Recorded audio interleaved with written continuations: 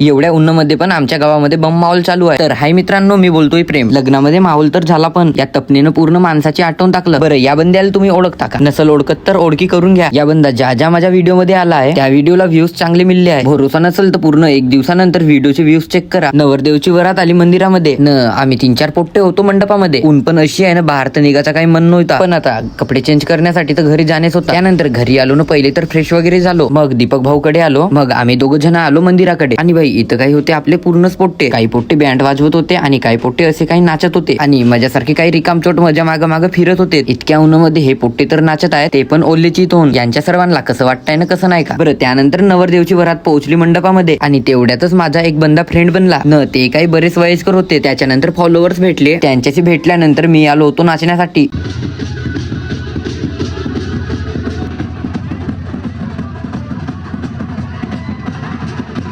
नाचून झाल्यानंतर नवरी निघली टेजकडे जाण्यासाठी आणि लग्नातल्या पब्लिकची नजर फक्त नवरीकडे. याच टाइमामध्ये आम्हाला शक्तिमान पाहायला मिळाला, जे की नवरीचं भाऊ वे, सॉरी हे तर सलमान खान वे. बरं, त्याच्यानंतर लग्न लागला. सोबतचे पोट्टे इतके डेंजर होते ना, अक्षदा फेकाच्या वेळी ते आमच्या डोक्यावरती फेकत होते न. काही जणांच्या तर शर्टवर असे काही डाग पण केले. बरं, त्यानंतर आम्ही पोट्टे मिळून एका जागी येऊन बसलो. मग त्यानंतर भूक लागायला लागली तर जेवण करायला बसलो. अर्ध्या 1 घंट्यामध्ये बारीकसं पाऊस पण चालू झाला होता. याच टाइम पाहून आमचे काही पोट्टे न सांगता काही जेवायला बसले होते. त्यानंतर सर्वच पोट्टे जेवण केले. मग काहीतरी नवरदेव नवरीला भेटू म्हणे, पण त्यांची जोडी मंडपामध्ये काही होती नाही. ते होते बाई तिकडे फोटोशूट करत. मग आम्ही बी जाऊन त्यांची भेट घेतलो. त्यानंतर आम्ही पूर्ण पोट्टे एकसाथ गप्पा मारत बसलो. बरं का, आजच्यासाठी एवढाच. मग भेटू आता लवकरच पुढच्या ब्लॉग मध्ये.